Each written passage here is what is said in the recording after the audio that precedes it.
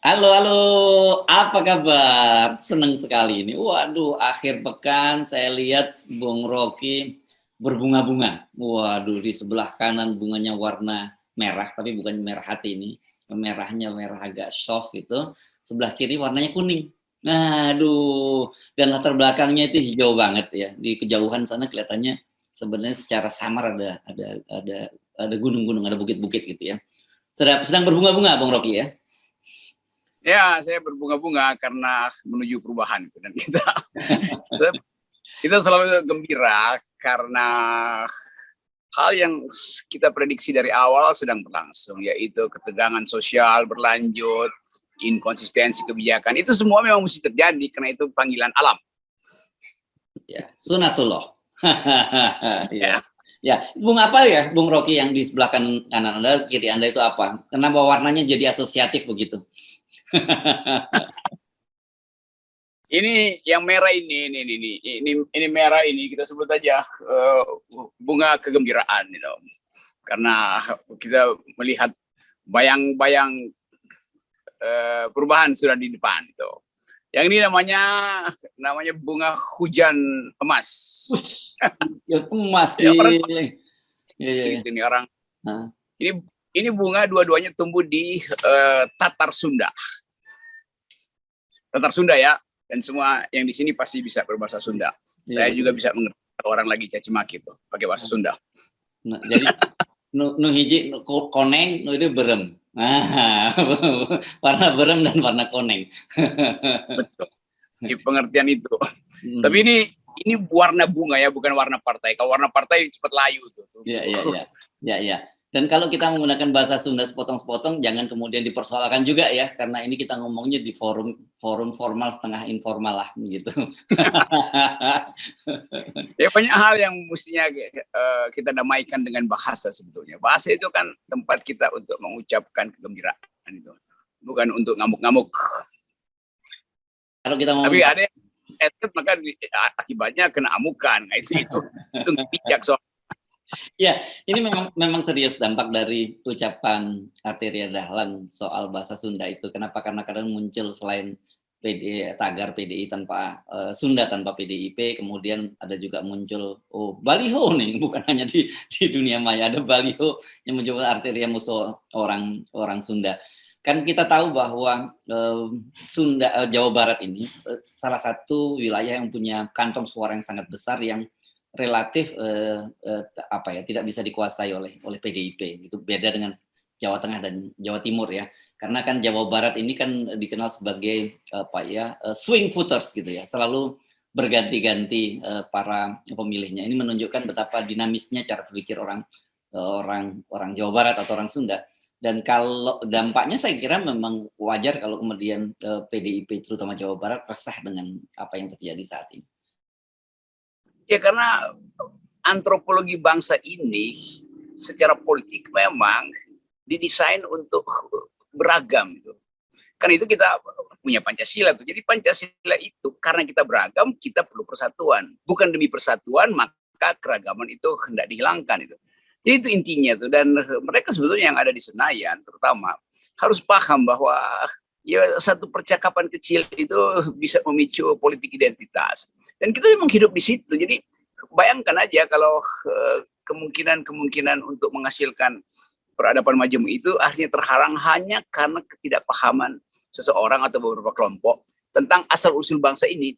Jadi itu sebetulnya intinya tuh. Dan justru kita mesti anggap bahwa kalau kita mengerti perasaan rakyat Sunda, tentu kita paham mengapa mereka menginginkan ada hukuman lebih berat itu. Karena itu menyangkut martabat sebetulnya. Itu kan bahasa itu kan adalah lambang martabat satu kelompok. Jadi mesti serius betul brother Arteria untuk memahami itu, sehingga orang sudah menganggap ya gampang aja minta maaf sih gampang, tapi itu minta maaf secara teknis. Lebih penting lagi dia harus dibuat mengerti tentang keadaan Indonesia betul-betul majemuk. Jadi akhirnya kan jadi perang antar buzzer itu di belakang itu. Dan makin lama dia makin memunculkan sentimen, bukan sekedar soal bahasa, semua sentimen primordial akhirnya muncul lagi itu. Kan itu intinya tuh. Demikian juga apa yang terjadi di Malang dengan Babi Haikal. Itu menandakan bahwa Presiden Jokowi gagal untuk mengakrabkan warga negara. Nanti dibilang Jokowi lagi yang salah. Nah, emang rajanya siapa? Kan itu soalnya kan. Raja yang tidak mampu untuk mengucapkan hal-hal yang sifatnya antropologis karena sibuk dengan hal-hal yang sifatnya metropolis, yaitu pindah ibu kota itu. Nah, karena Anda tadi langsung menyinggung soal Babi Haikal, ini memang sangat menarik. Rupanya tadi malam, ya terjadi ya, tadi malam ini di Malang itu. Ya, coba kita lihat, kita dengar dulu sebentar. Ada videonya nih, videonya viral nih di media-media sosial, Bung Rob. Dengar itu, yelnya itu saya kontradiktif ya, karena mereka berteriak tentang NKRI harga mati. Dan kemudian Haikal Hasan diusir gitu karena dia dianggap pemecah belah bangsa. Padahal sebenarnya dia ini adalah kelompok kritis terhadap pemerintah saja gitu. Dan yang saya kaget, saya baca ini infonya mesti kita cross check lagi. Di Warta Kota itu disebutkan bahwa peristiwanya itu terjadi di Masjid Fisabilillah Markas Yonif Linut 502 Jabung Malang. Ini berarti kalau Linut ini punya Pak Kostrat ini, ya, divisi di bawah divisi 2 Kostrat Malang ini. Menurut saya harusnya hal semacam ini nggak boleh terjadi, apalagi di markas TNI ya, yang jelas merupakan salah satu simbol pemersatu bangsa ini. Ya, akhirnya kita mesti lihat apa ini tukar tambah dengan kasus Arteria misalnya. Kan akhirnya orang mulai berpikir begitu tuh. Apa di belakangnya ada banyak desain untuk menghasilkan ketegangan sosial baru tuh. Jadi sebetulnya kita mesti lihat dari atas bahwa NKRI harga mati Pancasila, Babi Haikal juga sama NKRI harga mati Pancasila tuh. Bahkan bapaknya adalah seorang pejuang itu yang berupaya untuk menghasilkan Indonesia yang majemuk.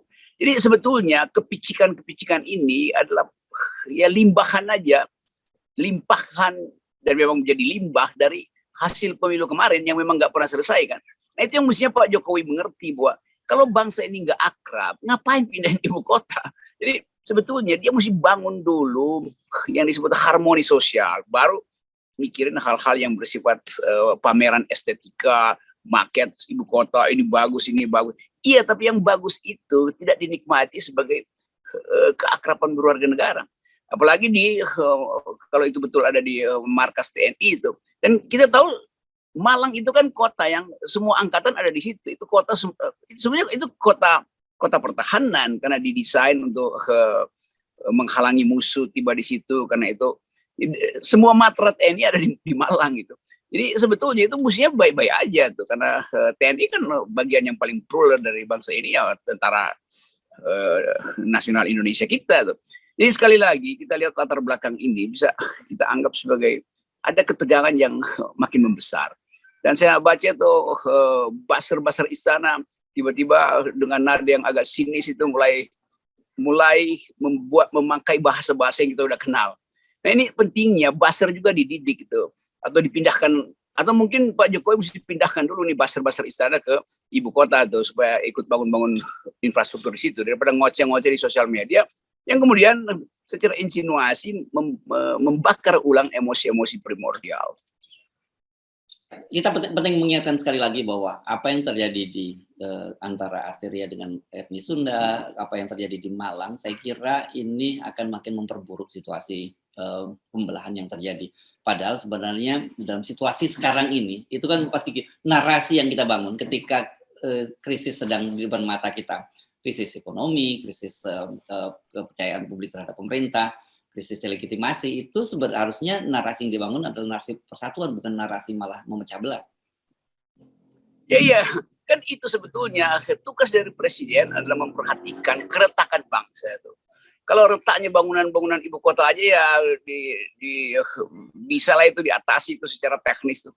Tapi keahlian untuk merawat bangsa itu memerlukan pikiran visioner. Jadi kalau Presiden Jokowi itu visinya adalah membangun istana, dia lupa bahwa istana itu semen doang, sementara semen sosial kita justru yang retak itu.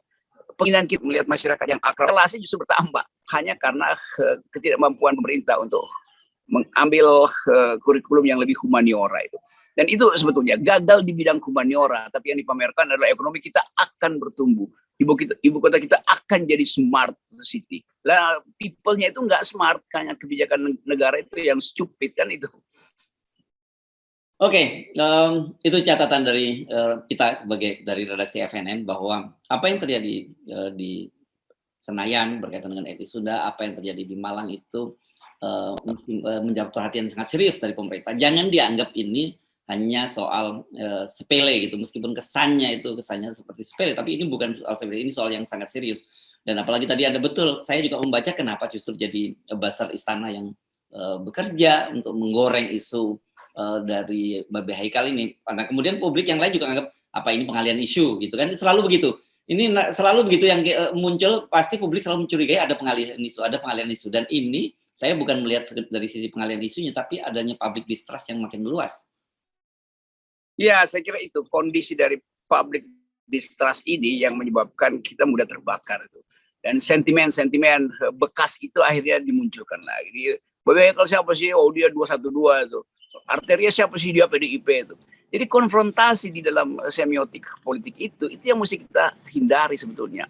Bukan justru digede-gedein. Jadi sementara kita berpikir tentang COVID, Omikron, segala macam itu, naiknya kewaspadaan, justru pusat pemerintahan itu nggak peduli dengan keadaan semacam ini. Nah, harusnya Pak Muldoko misalnya langsung datang dengan semacam wisdom. Tapi mungkin juga beliau rapat lebih dulu dengan buzzer istana yang sering disebut sebagai binaan dari kakak pembina. Jadi kita hanya bisa mencurigai kalau kita nuduh nanti kena ITE lagi. Tapi tetap kecerdasan kita menunjukkan bahwa ada desain sebetulnya. Desain untuk konfrontasi. Jadi sekali lagi, pengalian isu itu jadi ya bahasa yang mudah dipahami rakyat ya langsung, oh ini pengalian isu tuh. Nah, keadaan ini yang akan terus sementara kita masih berupaya untuk menertibkan tata berpolitik kita dengan fasilitas yang tersedia, yaitu datang ke Mahkamah Konstitusi untuk presidensial threshold. Pak Din Syamsuddin juga lagi memobilisasi para ahli untuk judicial review undang-undang IKN. Kan sebetulnya itu yang mesti kita fokus itu, dan pemerintah harusnya sadar bahwa sebagian besar bangsa ini ada dalam status kelaparan, dan itu yang bisa dengan cepat membakar isu primordial ini menjadi isu sosial. Itu bahayanya tuh. Iya. Nah, tadi ada menyinggung soal Omikron. Ini memang ada laporan secara resmi bahwa tadinya kan narasi yang dibangun bahwa Omikron ini tidak berbahaya, gitu. Karena memang gejala-gejalanya jauh lebih ringan dibandingkan virus Delta yang dianggap lebih berbahaya. Tetapi ternyata sudah ada laporan, ada 2 kasus pertama yang meninggal dunia, itu Bung Rocky, dan kemudian juga penularannya itu sekarang dideteksi penularan lokalnya. Selama ini kan Omikron selalu datangnya dari luar, penularan lokal juga sudah sangat tinggi. Jadi saya kira ini tetap saja pesan kita jangan meremehkan. Ini sekaligus peringatan buat kita juga gitu ya, karena tetap saja COVID itu menjadi persoalan yang sangat serius sampai ke depan, karena kita belum bisa mengklaim bahwa ini sudah selesai. Jadi jangan buru-buru kemudian memindahkan dananya untuk penggunaan membangun ibu kota baru. Ya, itu masalahnya tuh. Kita tahu bahwa riset mengatakan ya ini soal flu biasa yang bisa diatasi oleh imunitas. Tetapi di kalangan masyarakat kita, kalau kekurangan nutrisi itu artinya potensi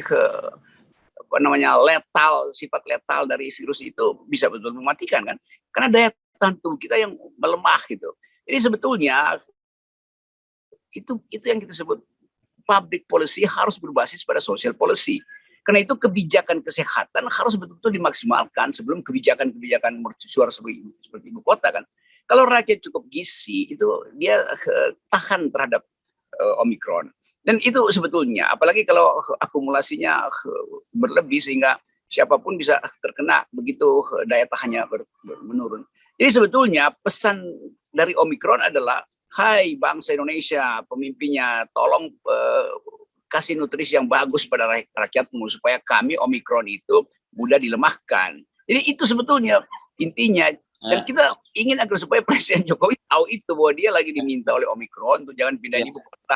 Karena itu jangan pakai dana PEN, bahkan jangan pakai dana apapun, alias hentikan ibu kota itu, karena lebih berguna adalah menjaga kesehatan manusia itu. Ya, oke. Terima kasih Bung Rocky. Terus pesan khusus kepada emak-emak ya. Kalau Anda sedang menyaksikan warna bunga-bunga di sekitar Bung Rocky, ini kemudian bukan warna politis. Sekali lagi saya mesti garis bawain. Ini warna naturalis. Coba di-pen dulu Ya, kameranya sebentar. Nah, maaf, ya. bukan warna kekuasaan. Ini adalah warna-warna yang memberikan semangat dan menginspirasi kita terus berjuang 0%. 0%. Ya, hei, oke.